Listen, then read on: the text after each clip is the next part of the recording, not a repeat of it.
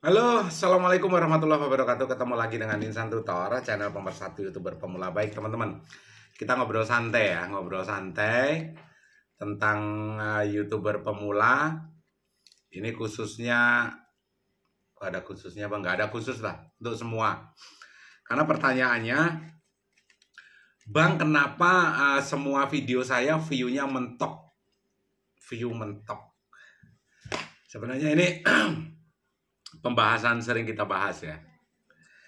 Jadi kalau mungkin teman-teman berpikir gini-gini, supaya semuanya jelas.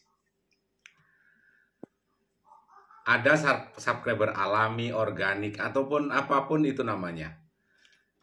Saat ini subscribermu yang katanya alami, organik, ada berapa? 1000 bang. Oke, alami semua ya. Artinya tidak pernah dibelikan subscriber dan segala macam ya. Viewmu berapa? Sekali upload video. Atau mungkin katanya berkunjung harus satu tema. Kalau tidak satu tema nanti merusak channel. Oke. Yang bilang seperti itu, tolong jawab, komen di kolom komentar. Viewmu berapa sekarang? Dari subscriber alamimu yang 1000 tersebut. Ada nggak yang puluhan ribu? Ada bang. Dari 100 orang YouTuber, belum ada.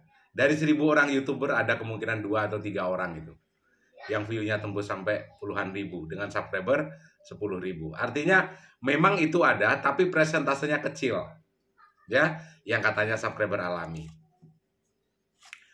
Terus ada sebagian orang yang mungkin mengalami, bang, saya pernah membeli subscriber 1000 atau 2000 dengan subscriber jumlah total mungkin 2000. Sekali upload video, viewmu berapa? Sama juga. Viewmu segitu-gitu juga. Mentok. Kalaupun ada yang view-nya sampai ratusan ribu, itu berarti sistem itu mendeteksi bahwasannya memang videomu itu menguntungkan dari pihak YouTube. Kemungkinan pertama, videomu itu memang belum banyak yang membuat, atau tema dari videomu itu memang masih sedikit. Sambil contoh, mungkin menggunakan teknologi AI, Artificial Intelligence, dan itu 3 gambar dijadikan satu atau 4 gambar dijadikan satu, sehingga membentuk sebuah karakter tontonan atau sebuah karakter video yang unik. Kadang-kadang kan teman-teman itu kan menggunakan AI, Artificial Intelligence, ya sudah, oh ini bagus, hasilnya langsung diupload. Tetapi kan tidak pernah memadukan antara 3 atau 4 video dijadikan satu dan membentuk sebuah karakter video yang unik. Contohnya videonya video short, ya, videonya Bang Haris Saifuddin misalnya. Itu kan ada beberapa video digabung jadi satu, sehingga membentuk sebuah yang unik, tontonan yang unik. Dan videonya pendek-pendek, kurang dari 10 detik. Jarang kan? Tidak terpikir kan? Sehingga view-nya bagus sampai tembus ratusan juta. Tetapi ingat, apakah ini juga nanti akan terus-terusan view-nya bagus? Jawabannya adalah tidak juga.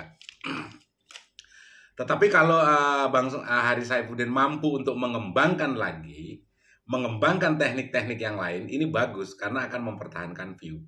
Tetapi kalau tidak mampu untuk mempertahankan teknik-tekniknya, teknik-teknik beliau, itu secara otomatis, sering saya bilang, setiap orang ada masanya, setiap masa itu ada orangnya.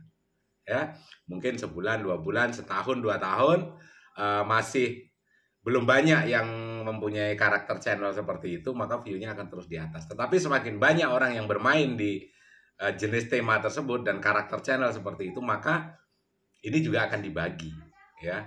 Penonton ini juga akan dibagi dan akan menjadi hal yang biasa saja dengan tontonan seperti itu. Apa hubungannya bang dengan view yang selalu mentok, bro? Di YouTube, ya, di YouTube kita ini bermain, apakah bermain gratisan? Kita ini bermain gratisan loh bro, ya, bermain gratisan.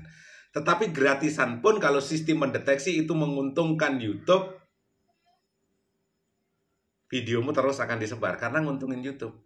Tetapi kalau videomu biasa-biasa saja, tidak menguntungkan YouTube dari segi bisnis, dari segi iklan dan segala macam, ya tentunya YouTube akan memilah ini kreator mana, video mana yang kira-kira menguntungkan bisnisnya YouTube dan mendapatkan iklan lebih banyak, disukai oleh para pemasang iklan. Inilah yang akan di-boost secara terus-menerus oleh YouTube. Yang dikatakan, yang dinamakan algoritma itu berdasarkan minat tonton atau minat penonton. Dari sini. Karena di samping juga disukai oleh para penonton, dari segi bisnis juga menguntungkan pihak YouTube. Tetapi kalau tidak menguntungkan pihak YouTube, rekomendasinya pasti dikurangi. Apalagi videomu setelah direkomendasikan kok biasa-biasa saja tanggapan penonton, dan dari segi bisnis juga biasa-biasa saja. Ya sudah, berhenti, mentok di situ aja. Jadi jangan heran, bos. Kalau sebuah video, tayangannya atau penayangannya mungkin mentok di 10.000, 20.000. Bahkan channel besar sekalipun. Karena kan jarang channel besar ini, misalnya channel dengan subscriber 10 juta atau 30 juta. Biasanya hanya memanfaatkan YouTube untuk kepentingan pribadinya dia, artinya untuk memperkenalkan kalau dia punya channel YouTube dan untuk mendukung brandingnya dia. Penghasilannya dari mana? Penghasilannya dari endorse. Ya, penghasilannya dari endorse. Jadi untuk YouTube ini ya hanya sekedar brandingnya dia. Jadi penghasilannya kecil bang, sebenarnya dari YouTube pun walaupun subscriber 10 juta kemungkinan kecil. Karena masih kebanyakan menggunakan gratisan. Terus kalau video kita diiklankan menggunakan Google ADS gimana bang? Akan disebar ke lebih banyak penonton atau calon penonton. Ya, kalau kita berbayar menggunakan Google ADS dengan memperkenalkan channel kita atau video kita. Masalah baru muncul. Ya, itu disebar secara acak. Artinya semua penonton juga akan nonton videomu, tidak peduli, tidak harus satu tema. Akhirnya masalah baru, sistem mengenali masalah baru. Apa itu videomu ditonton oleh dari berbagai macam tema. Jadi dari sinilah makanya kalau nonton video orang itu udahlah nggak usah satu tema, apalagi yang masih pemula. Orang kalian beriklan yang berbayar yang menguntungkan YouTube aja, itu videomu juga bakalan disebar ke sebarang tempat kok, ke 300.000 calon penonton. Ya, calon penonton bukan penonton. Dan yang penonton yang kamu dapatkan paling 10.000 juga. Itu berbayar loh ya. Bisa 1 juta tiap bulan. Oke. Terus ada lagi. Berarti sebenarnya kita ini bisa gajian bang dari YouTube walaupun belum monet. Oh bisa sekali. Bisa sekali. Saya ambil contoh, ini adalah hasil obrolan saya dengan Turen Tabulampot ya. Ini tadi barusan dapat obrolan saya dengan Turen Tabulampot. Ini.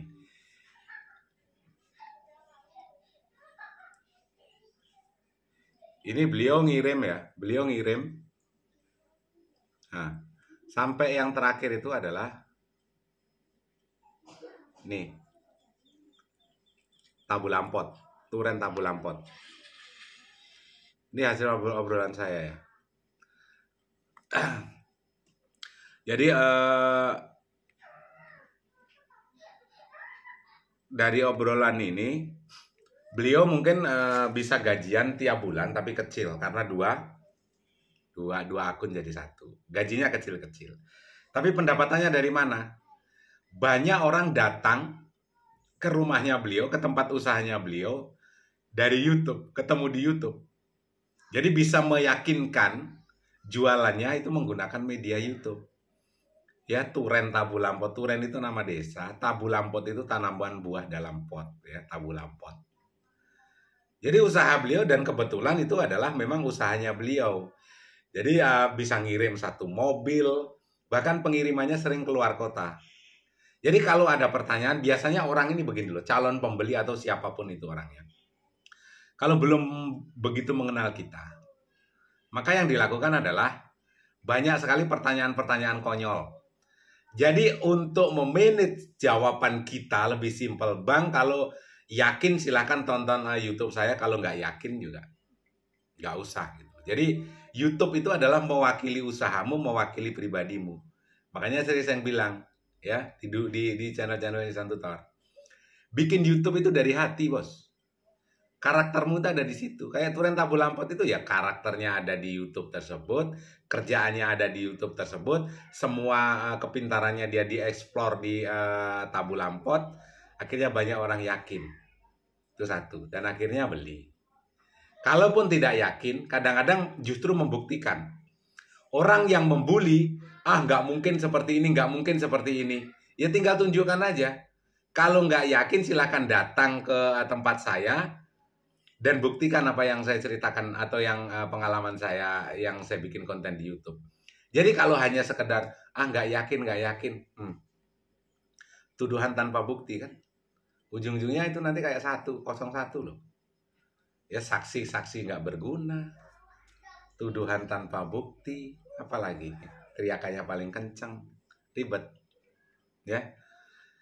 Jadi intinya adalah kita pun bisa gajian tanpa harus monetisasi. Tetapi monetisasi itu hanya sebagai bonus.